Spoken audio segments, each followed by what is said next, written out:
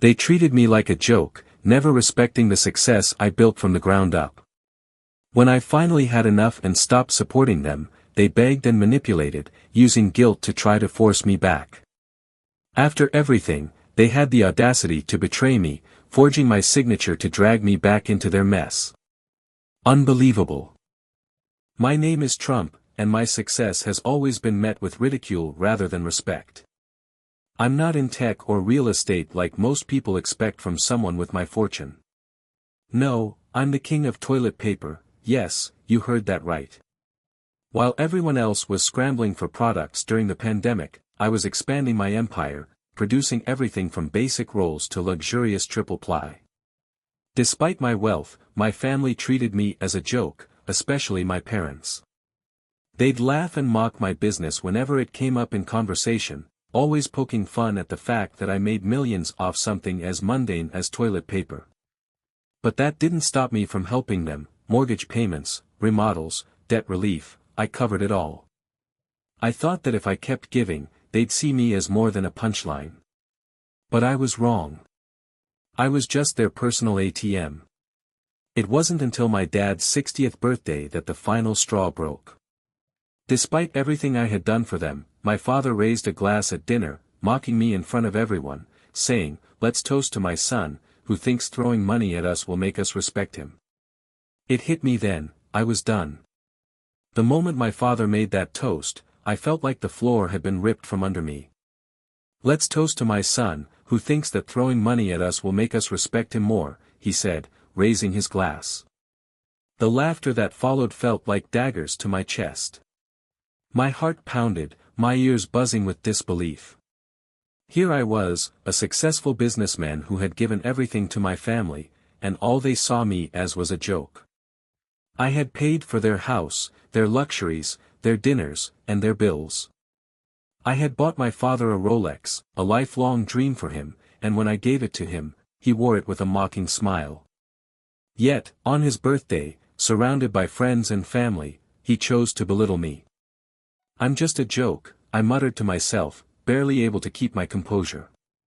The laughter rang in my ears as I looked around at the people I thought cared about me, but they didn't understand. They didn't see the sacrifices I'd made to make sure they didn't struggle. And for what? So they could laugh behind my back. It wasn't just the words that stung, it was the betrayal. After all the years of playing the role of the family savior, of being the one who would always fix things when they went wrong, they still saw me as insignificant. That moment, when my father chose to publicly humiliate me instead of thanking me, was the ultimate betrayal. I realized that all they had ever wanted was my money, not my love, not my respect. It was the last time I would ever let them take advantage of me. I stood up, put on my jacket, and walked out. They were no longer my family. The silence in the restaurant after I stood up was deafening. The weight of my decision hit me in waves, and yet, I felt something I hadn't felt in years: relief. I thought I'd be filled with anger, with frustration at the betrayal. Instead, all I could feel was a sense of liberation, a release from the years of being used and taken for granted.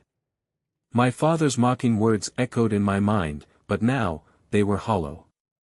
"Respect can't be bought with money," he had said. It was meant to sting, but it only made me realize how little respect I had ever gotten. The realization that everything I had given them, every penny, every sacrifice, meant nothing to them was a gut punch, but also the final push I needed. I was done. As I stepped out of the restaurant, the cool night air hit me, and I could breathe again. For once, I wasn't carrying their burdens, their demands, or their expectations. I didn't have to fix their messes anymore, didn't have to solve their problems. They had made their choices. I had made mine. The days that followed were eerily quiet. At first, no one called. No one checked in. I thought maybe, just maybe, they would realize the gravity of what had happened. But then came the messages. At first, it was my mother: "Did you forget to make the transfer this month?"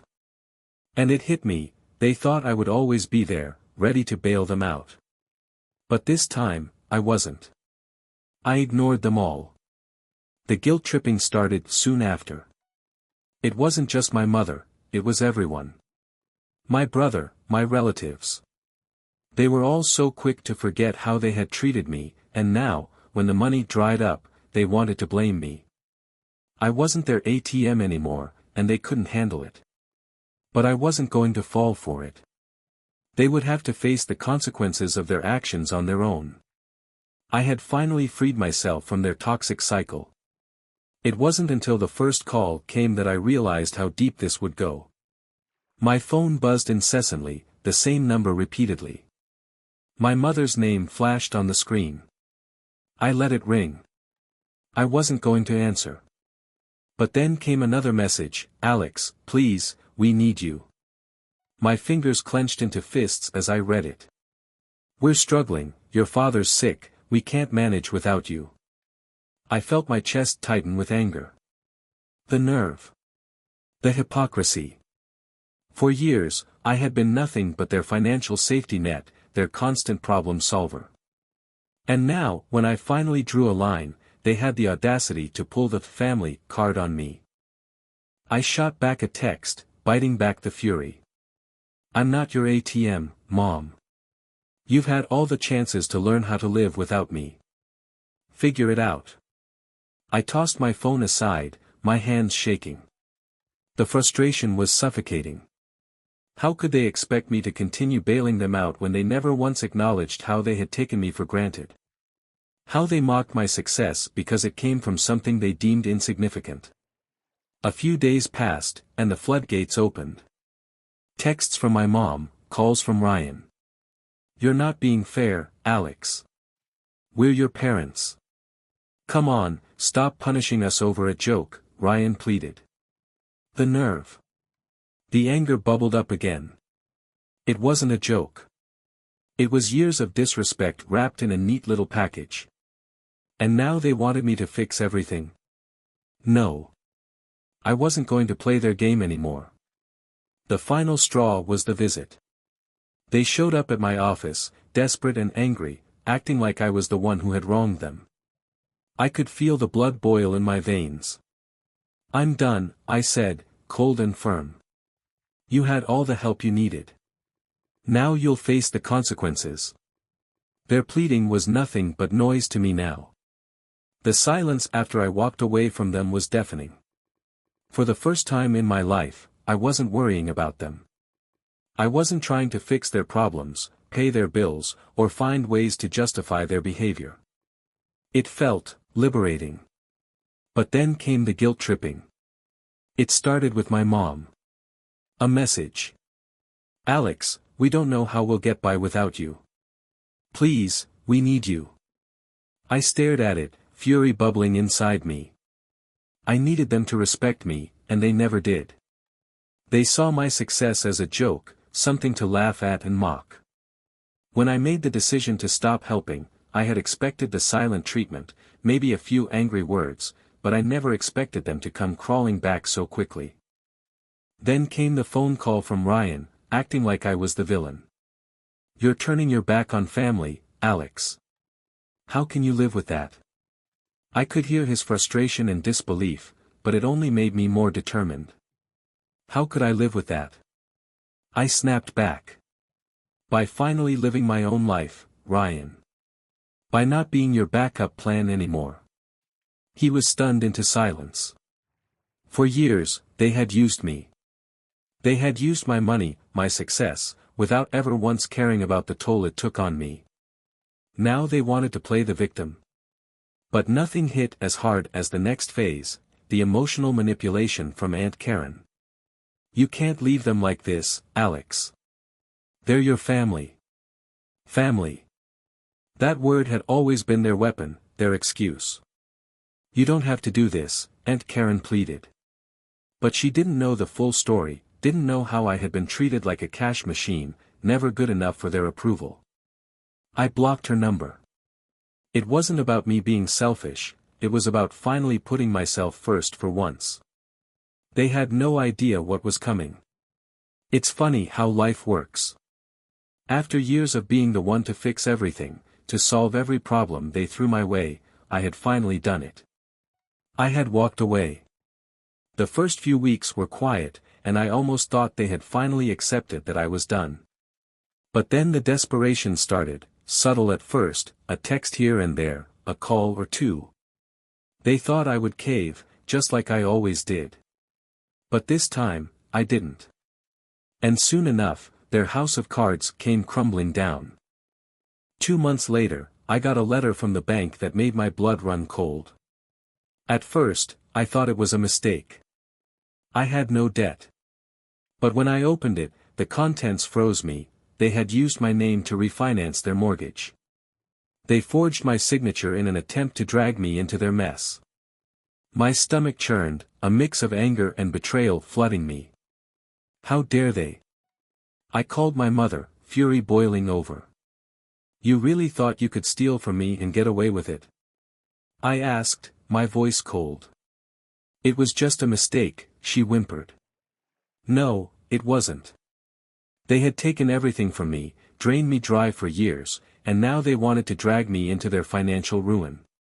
But this time, I wasn't going to save them. I wasn't going to play their game. I reported them to the bank. They were notified. The next thing I knew, their house was put up for auction. The silence that followed was nothing short of vindicating. I had done it. I had finally stood up for myself. The satisfaction of seeing them face the consequences of their actions washed over me. They had spent years exploiting me, and now they were paying the price. I felt a sense of justice that I had been robbed of for so long. No more guilt. No more manipulation. Finally, I was free. The fallout didn't hit right away. At first, everything seemed calm. My parents weren't calling, my brother wasn't trying to guilt-trip me, and for the first time in years, I didn't feel that familiar, draining weight hanging over me. It was as though they had quietly accepted that I was done, that I wasn't going to be their safety net anymore. But as weeks passed, I began to see the cracks forming in their carefully constructed facade. It started with small, frantic messages. First from my mother, then my brother, each one more desperate than the last. Are you really going to leave us like this? They begged. Do you know how much we need you? It almost felt surreal. After all those years of me bending over backwards for them, they were acting as if I had betrayed them. I wasn't even sure if I was angry anymore, I was numb. Then came the call from my Aunt Karen. She had always been the family peacemaker, the one who could see both sides.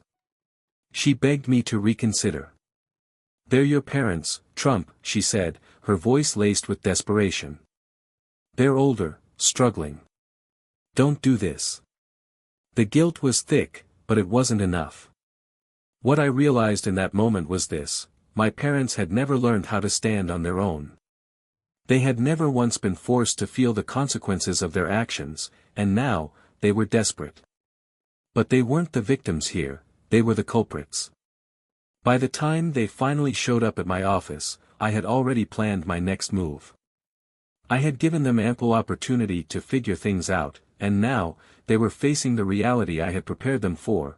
They would have to sink or swim on their own, and I wasn't going to throw them a lifeline this time. It wasn't just about money anymore.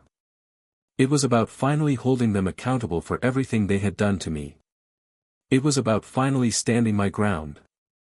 The tension in that room was palpable, and the look in their eyes as I calmly informed them that I was done. Pure justice. I couldn't help but feel a rush of satisfaction as they left. They had underestimated me for the last time. The air was thick with tension as I watched the clock tick towards 10 a.m. I had a meeting scheduled for that day, but it wasn't the usual contract signing or business discussion I was used to. This time, the game was different. My parents were finally coming to face me after everything had unraveled, after I had taken the final step to cut them out of my life. They didn't know the full extent of what I had planned.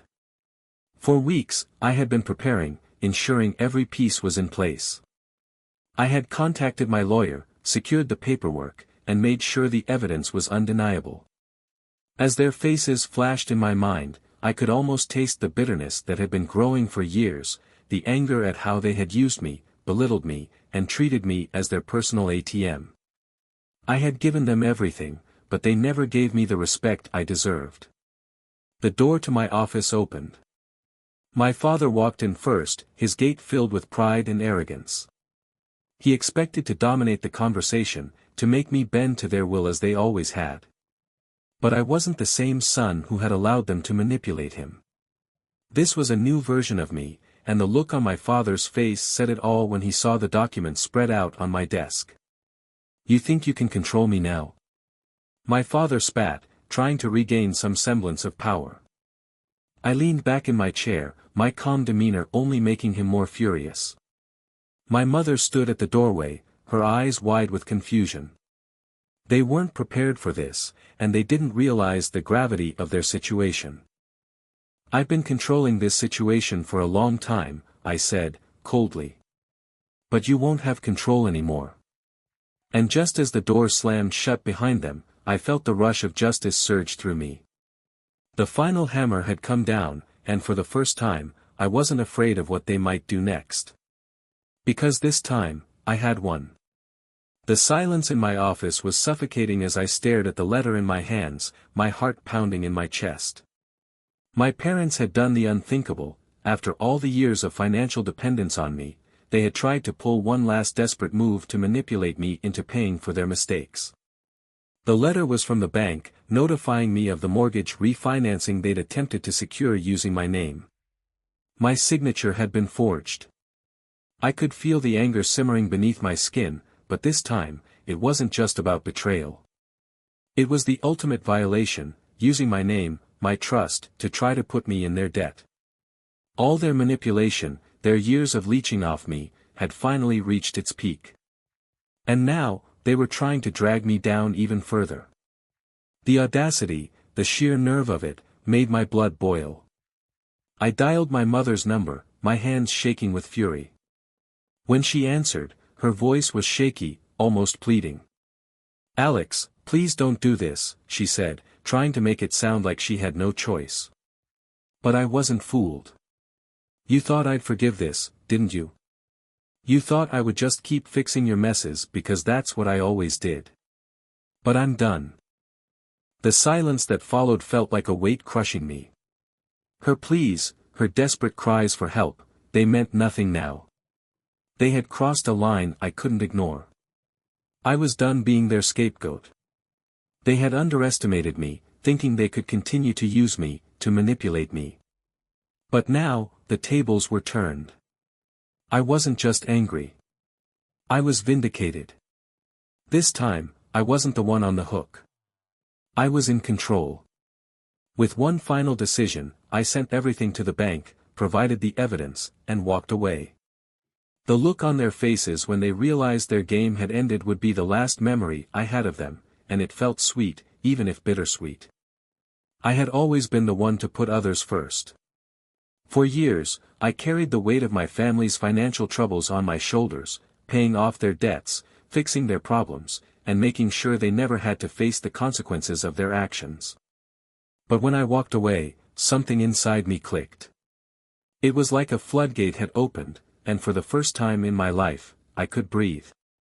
No more late-night phone calls, no more guilt-tripping messages, no more being the one to save them from their own messes. The moment I decided to stop paying for their bills, I felt a strange sense of freedom. It wasn't just about the money, it was about reclaiming my life, my peace of mind. No longer was I their safety net, no longer was I the ATM they depended on. For years, I had been trapped in this toxic cycle, doing everything for them while they mocked my success and belittled my career. And now, I was free. The more I reflected on it, the more empowered I felt. I had spent so many years trying to earn their respect, trying to prove that my success was valid, no matter how it was achieved. But they never appreciated it. They never saw me as more than a source of income. Now, I didn't need their approval anymore. I had taken control of my own life, and that felt like the greatest victory of all. For the first time in years, I was making decisions for myself. No more bending to their will. No more compromises. I was no longer living for them. I was living for me. The freedom to finally say no, to stop being manipulated and guilt into submission, was empowering. And as I watched them struggle, I realized something: they had always been able to stand on their own 2 feet. They just never had to. Now, they would. And that, for once, wasn't my problem anymore. The silence after I walked away from my family was deafening, but it was the peace I desperately needed. For years, I had been the one who kept everything together, even though I was never given the respect I deserved.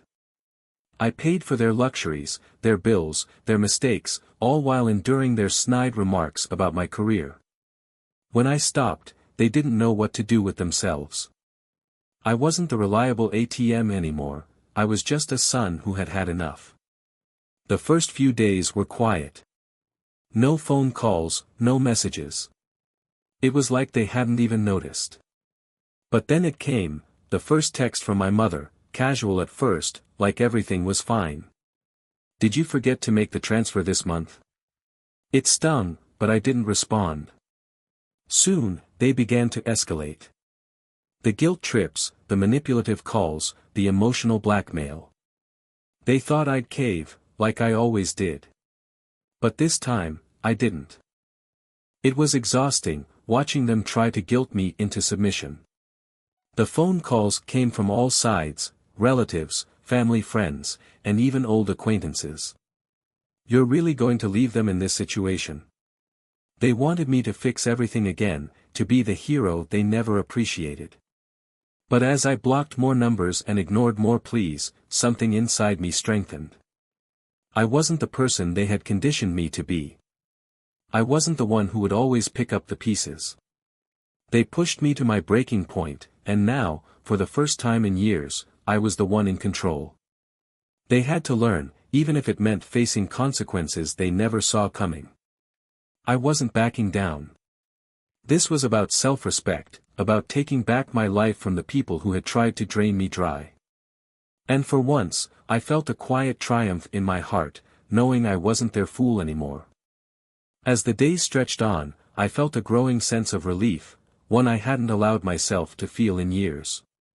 For the first time, I wasn't spending my days paying for their mistakes, running to fix their messes.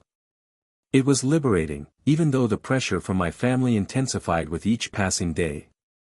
They thought I'd break, that I'd come crawling back just like I always did. But this time, I held firm. Their calls and texts went unanswered. The guilt trips they tried to manipulate me with fell on deaf ears. I was done. Weeks passed, and the silence was deafening. I'd expected them to retaliate, to launch some last-ditch effort to reel me back in, but nothing came. Then, one afternoon, I received a letter from the bank. At first, I assumed it was a mistake. My accounts were in order, after all. But as I read the contents, I felt my stomach drop. It was a formal notification that my parents had forged my signature, attempting to refinance their mortgage using my name, without my consent. Shock coursed through me, but there was no fear. Just relief.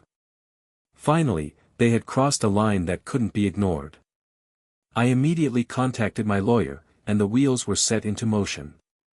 Within a few weeks, the bank had officially notified my parents. Their house was put up for auction. They tried every excuse in the book to stop it, but there was nothing they could do. It was their own doing. The sense of justice I felt was overwhelming. They were finally getting a taste of their own medicine, and it felt like sweet vindication. I wasn't the one at fault anymore.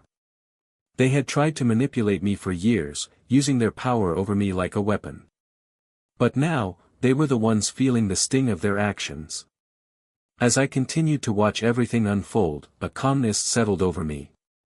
For the first time in my life, I felt free. Free from the constant pressure of their expectations, free from the emotional manipulation.